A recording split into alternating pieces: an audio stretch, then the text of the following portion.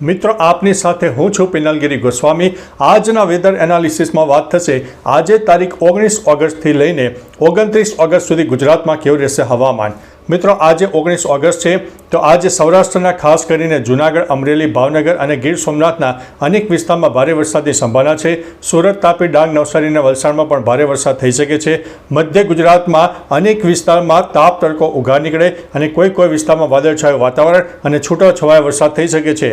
ઉત્તર ગુજરાતના અનેક ભાગોમાં છૂટાછવાયા વરસાદની શક્યતા છે, પરંતુ 30 થી 40% વિસ્તારોમાં તાપ તડકો ઉઘાડ નીકળે। કચ્છમાં પણ મિત્રો તાપ તડકો ઉઘાડ નીકળે। અમુક વિસ્તારમાં વાદળછાયું વાતાવરણ, લો ક્લાઉડ ફોર્મેશન અને લોકલ ડેવલપમેન્ટને કારણે થોડો ઘણો વધુ વરસાદ થઈ શકે છે। પરંતુ મિત્રો જો કઈ જગ્યાએ લોકલ ક્લાઉડ ફોર્મેશન વધારે સર્જાય તો જે તે જિલ્લામાં 1 ઇંચથી લઈને 4 ઇંચ કરતાં પણ વધારે વરસાદ થઈ શકે છે। સાર્વત્રિક વરસાદનો માહોલ સર્જાશે, પરંતુ સાર્વત્રિક વરસાદ આપણને એકદમથી જોવા નહીં મળે। મહત્વનું છે કે અત્યારે આ જે સિસ્ટમ છે એ અરબી સમુદ્રમાં તેનું જે જોર છે એ વધુ જોવા મળી રહ્યું છે। દક્ષિણ ગુજરાતથી લઈને કેરળ સુધી વરસાદની ટફ રેખા સર્જાઈ ગઈ છે। આવનારા દિવસોમાં બંગાળની ખાડીની ફરીથી એક સિસ્ટમ સક્રિય થશે, જે ગુજરાત સુધી વરસાદ લાવે તેવી સંભાવના છે।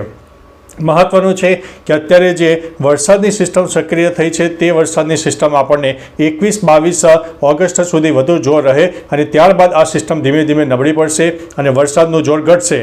વરસાદ એકદમથી બંધ નહીં થાય, પરંતુ છૂટાછવાયો વરસાદ આપણને 29 ઓગસ્ટ સુધી જોવા મળી શકે છે। મહત્વનું છે કે અત્યારે ગુજરાતમાં એવરેજ વરસાદનું પ્રમાણ 67% ઉપર ચાલી ગયું છે અને આપણે અગાઉ પણ માહિતી આપી હતી કે આ જે વરસાદનો રાઉન્ડ આવશે તેમાં વરસાદનું પ્રમાણ 70%થી વધુ જોવા મળે તેવી સંભાવના છે। એટલે આગામી 10 થી 12 દિવસમાં આ જે પર્સન્ટેજ છે એ 70 થી 72% ઉપર ચાલ્યા જાય તો નવાઈની વાત નહીં। મહત્વનું છે કે મિત્રો અત્યારે સાથે સાથે ગરમીનું પ્રમાણ પણ વધી રહ્યું છે।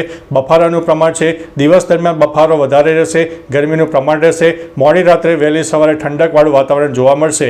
એટલે કે મિત્રો અત્યારે હવામાં જોરદાર ભેજ છે અને વાદળછાયા વાતાવરણને કારણે અને પવનની ગતિ થોડી ઓછી હોવાને કારણે આપણને બફારાનો અહેસાસ ચોક્કસથી થશે।